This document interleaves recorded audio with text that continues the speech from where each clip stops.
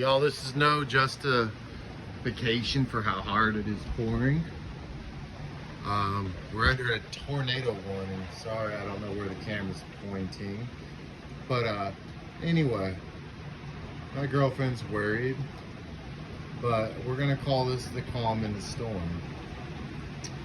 I mean, I can't predict if anything happens. You know, maybe do not tempt the Lord your God. But I'm very calm right now. There's nothing I can do. I'm kind of stuck here now. The mud, I couldn't even drive down the hill anyway. But we'll just call this the calm in the storm. It's coming down pretty gnarly out there. But I will fret not. Sorry, that's not a good thing, but I am just utterly, stupidly calm, baby. It's not showing.